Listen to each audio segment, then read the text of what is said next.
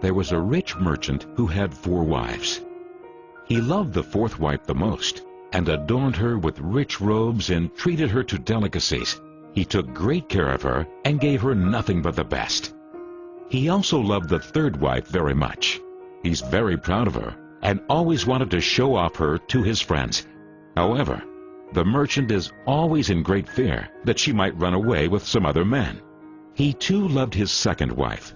She is a very considerate person, always patient, and in fact is the merchant's confidant.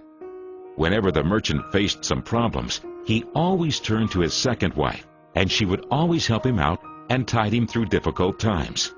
Now the merchant's 1st wife is a very loyal partner and has made great contributions in maintaining his wealth and business as well as taking care of the household. However, the merchant did not love the 1st wife, and although she loved him deeply, he hardly took notice of her. One day, the merchant fell ill. Before long, he knew that he was going to die soon. He thought of his luxurious life and told himself, "Now I have 4 wives with me, but when I die, I'll be alone. How lonely I'll be." Thus, he asked the 4th wife, "I love you most, endowed you with the finest clothing and showered great care over you. Now that I'm dying, will you follow me and keep me company?" "No way," replied the 4th wife, and she walked away without another word. The answer cut like a sharp knife right into the merchant's heart. The sad merchant then asked the 3rd wife, "I have loved you so much for all of my life. Now that I'm dying, will you follow me and keep me company?"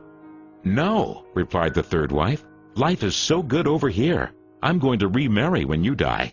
The merchant's heart sank and turned cold. He then asked the 2nd wife, "I always turn to you for help, and you've always helped me out. Now I need your help again. When I die, will you follow me and keep me company?" "I'm sorry, I can't help you out this time," replied the 2nd wife. "At the very most, I can only send you to your grave." The answer came like a bolt of thunder, and the merchant was devastated. Then a voice called out, "I'll leave with you. I'll follow you no matter where you go." The merchant looked up, and there was his 1st wife. She was so skinny, almost like she suffered from malnutrition. Greatly grieved, the merchant said, "I should have taken much better care of you while I could have." Actually, we all have 4 wives in our lives. The 4th wife is our body. No matter how much time and effort we lavish in making it look good, it'll leave us when we die. Our 3rd wife? Our possessions, status, and wealth. When we die, they all go to others. The 2nd wife is our family and friends.